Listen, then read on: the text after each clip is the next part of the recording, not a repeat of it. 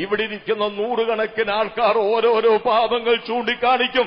എന്നാൽ യേശുക്രിസ്തു 33.5 വർഷക്കാലം ഏതൊരു ജനത്തിന്റെ നടുവിലാണോ ജീവിച്ചത്, ഏതൊരു ജനവുമായിട്ടാണോ സമ്പർക്കം പുലർത്തിയത്, തന്നെ നന്നായിട്ടറിയാവുന്ന ജനത്തോടാണ് ചോദിക്കുന്നത്, നിങ്ങളിൽ ആർക്കെന്റെ പാപത്തെക്കുറിച്ച് ബോധം വരുത്താൻ ഒരുവന്റെയും വിരൽ യേശുവിന്റെ നെഞ്ചിന് നേരെ ചൂണ്ടപ്പെട്ടില്ല. പ്രിയപ്പെട്ടവരെ, അവിടുന്ന് അത്രമാത്രം നിസ്തുല്യനാണ്, പാപരഹിതനാണ്. പാപമറിയാത്തവൻ, പാപം ചെയ്യാത്തവൻ, പാപമില്ലാത്തവൻ ആ യേശുക്രിസ്തുവിനെ തെരഞ്ഞെടുക്കുവാൻ നിങ്ങൾ യോഗ്യതയുള്ളവരാ. ഞാനാരെയും വിമർശിക്കാൻ ആഗ്രഹിക്കുന്നില്ല. ഇപ്പോൾ തെരഞ്ഞെടുപ്പിന്റെ സമയമാണല്ലോ. തെരഞ്ഞെടുപ്പിന് ഓരോരുത്തരെ നിർത്തിയിട്ടുണ്ട്. ഒറ്റ ചോദ്യം ഞാൻ ചോദിക്കുക, നിങ്ങളും ചോദിച്ചുകൊണ്ടിരിക്കുക. ഇവരിൽ ആരുണ്ട് 100% ശരിയായിട്ടുള്ളവര്?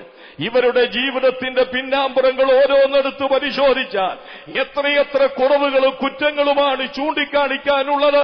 അതുകൊണ്ട് ഞാൻ ഓർപ്പിച്ചത്, നാളിതുവരെ ചൂണ്ടിക്കാണിക്കാൻ ഒന്നുമില്ലാതിരിക്കുന്ന ഒരു വ്യക്തിത്വമാണ് ഈ കർത്താവായ യേശുക്രിസ്തു എന്നുള്ളതുകൊണ്ട് നിങ്ങൾ ക്രിസ്തുവിനെ തെരഞ്ഞെടുക്കണം.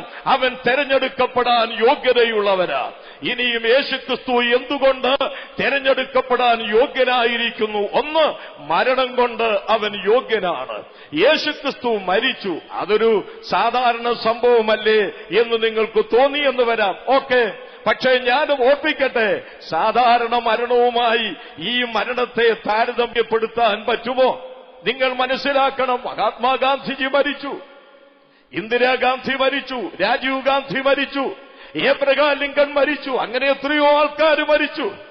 അവരൊക്കെ മരിക്കുമ്പോൾ